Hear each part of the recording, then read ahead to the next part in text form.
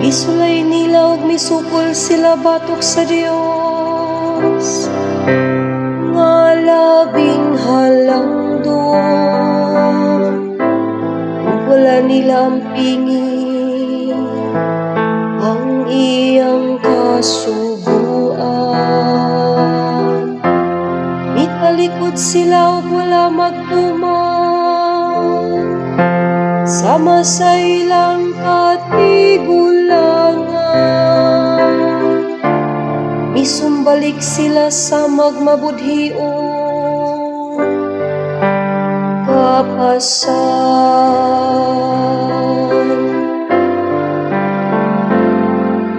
Ayaw hikalimti ang mga buhat sa Ginoo.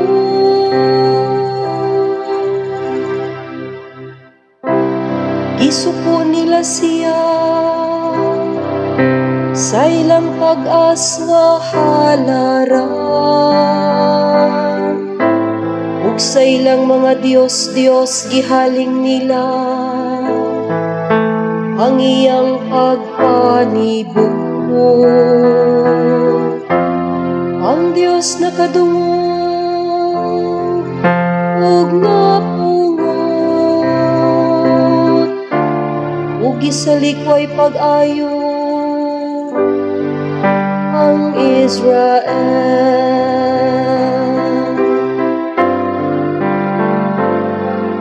Ayaw hikalimti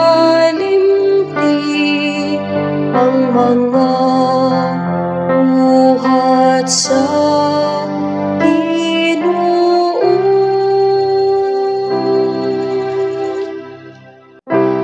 Iyang gitahan ang iyang puso aron mabihag ang iyang himaya ngadto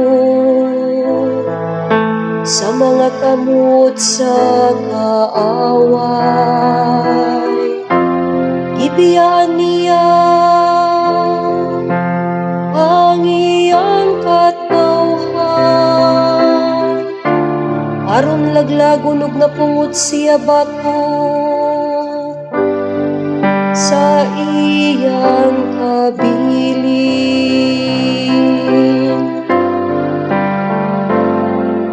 Ayaw hikalimti ang mga buhat sa Ginoo.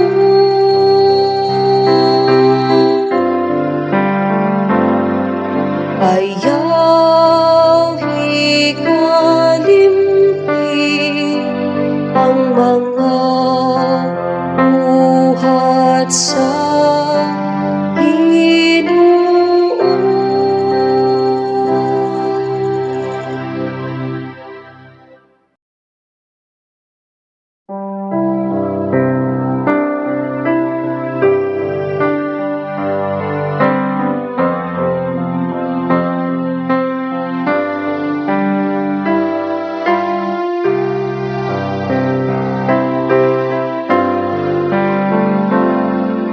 Ayaw hikalimti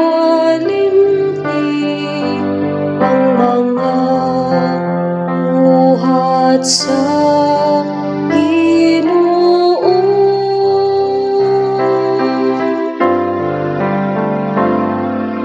Ayaw hikalimti ang mga buhat sa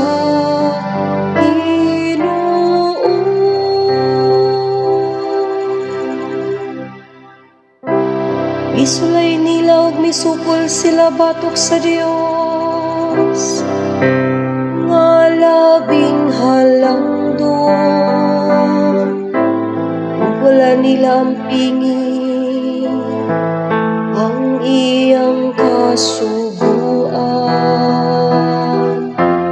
Mitalikod sila og wala magtuman, sama sa ilang katigulangan. sambalik sila sa magmabudhiong kapasan.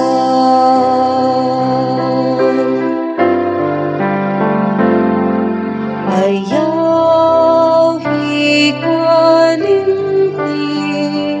ang mga buhat sa Ginoo.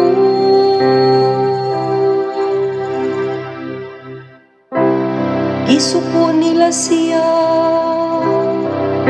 sa ilang pag-as nga halaran,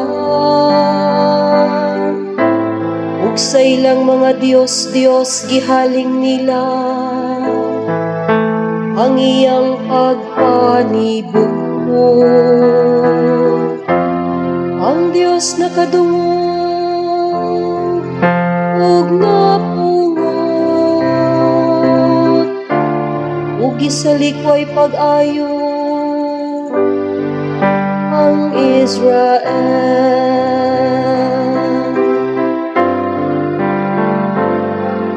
Ayaw hikalimti ang mga buhat sa Ginoo.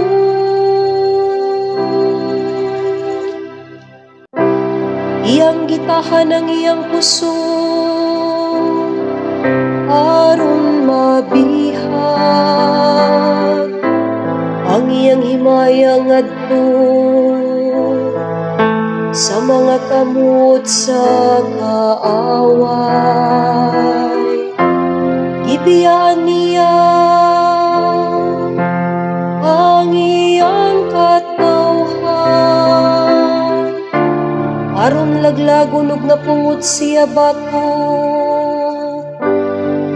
sa iyang kabilin.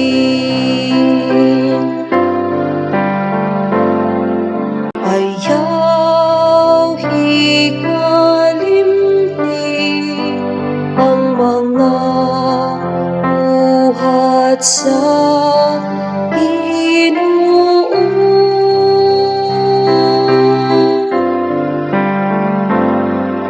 Ayaw hikalimti ang mga buhat sa